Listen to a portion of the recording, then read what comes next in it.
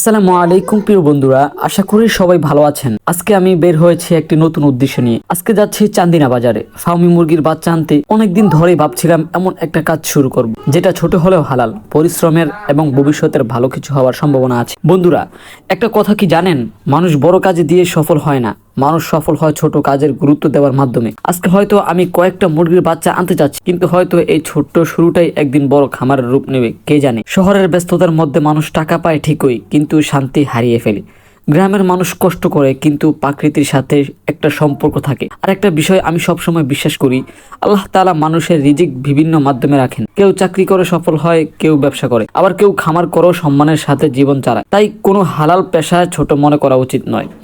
আজকাল আমরা অনেক তরুণ শুধু মোবাইল স্ক্রল করতে করতে সময় নষ্ট করি, রাত জেগে ভিডিও দেখি, গেম খেলি, কিন্তু নিজের ভবিষ্যতের জন্য কিছু ভাবি না। অথচ এই সময়টুকু যদি একটা ছোট কাজ শেখার পেছনে দিতাম, হয়তো জীবনটাই বদলে যেত। আমি এমন অনেক মানুষ দেখেছি যারা 10টা মুরগি দিয়ে শুরু করে আজ হাজার হাজার মুরগি খামার তৈরি করেছে। সফলতা রাতারাতি আসে না, ধৈর্য, পরিশ্রম আর নিয়ত, এই তিনটা জিনিস থাকলেই মানুষ অনেক দূর যেতে পারে। তো বন্ধুরা, এখন আমরা প্রায় চান্দিনা বাজারের কাছাকাছি চলে এসেছি। বাজার গেলে একটা অন্যরকম অনুভূতি কাজ করে। চারদিকে মানুষ, ব্যবসা, কোলাহল, সবকিছু মিলিয়ে জীবনের ব্যস্ততা বোঝা যায়। অনেকেই শুধু বড় চাকরির পেছনে দৌড়ায়, কিন্তু একটা কথা মনে রাখবেন, নিজের ছোট ব্যবসা অনেক সময় বড় চাকরির থেকেও সম্মানের হয়, কারণ সেখানে নিজের পরিশ্রম, নিজের স্বপ্ন আর নিজের স্বাধীনতা থাকে। আলহামদুলিল্লাহ, বাজারে চলে আসলাম। দেখেন বন্ধুরা, এখানে কত রকমের মুরগি বাচ্চা, কিন্তু আজকে আমার লক্ষ্য ফার্মি বাচ্চা। ফার্মি মুরগি সম্পর্কে একটা মজার তথ্য বলি। এই জাতের মুরগি মূলত খুব সক্রিয় হয় এবং এদের খাবার গ্রহণ ক্ষমতা ভালো। সঠিকভাবে পালন করতে পারলে দ্রুত বৃদ্ধি পায় এবং ডিম উৎপাদনও ভালো করে। কিন্তু শুধু বাচ্চা কিনলেই হবে না, সঠিক যত্ন না নিলে লাভের বদলে ক্ষতিও হতে পারে। তাই নতুনরা যারা পালন করতে চান, তাদের জন্য কিছু গুরুত্বপূর্ণ টিপস বলছি। প্রথম 7 দিন খুব গুরুত্ব করবেন। এই সময় ঠান্ডা লাগলে বাচ্চা দ্রুত অসুস্থ হয়ে যায়, তাই গরমের ব্যবস্থা রাখতে হবে। পরিষ্কার পানি দিতে হবে। অনেকে শুধু খাবারের দিকে খেয়াল রাখে, কিন্তু পরিষ্কার পানি না দিলে রোগ হওয়ার সম্ভাবনা বাড়ে। অতিরিক্ত ভিড় করবেন না।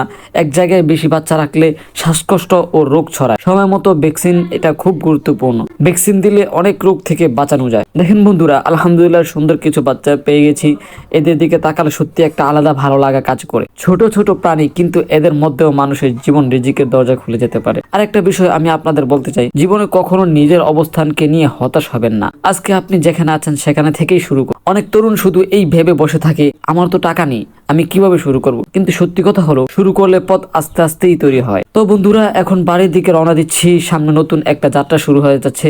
ইনশাআল্লাহ আপনারা পাশে থাকলে এই ছোট্ট খামারের পুরো জার্নি আপনাদের সাথে শেয়ার করব। পরের ভিডিওতে দেখাবো ফার্মি বাচ্চাকে কি খাবার দিতে হয়, কিভাবে দ্রুত বড় করতে হয়, কোন ভুল করলে ক্ষতি হয়, আর বাস্তব অভিজ্ঞতা থেকে কিছু গুরুত্বপূর্ণ বিষয়। শেষে একটা কথাই বলবো, অলসতা মানুষকে পিছিয়ে দেয় আর পরিশ্রম মানুষকে বদলে দেয়। তাই স্বপ্ন ছোট হলেও শুরু করুন, কারণ ছোট শুরু থেকেই একদিন বড় ইতিহাস তৈরি হয়। ভিডিওটি ভালো লাগলে অবশ্যই লাইক, কমেন্ট, শেয়ার এবং ফলো করে পাশে থাকবেন।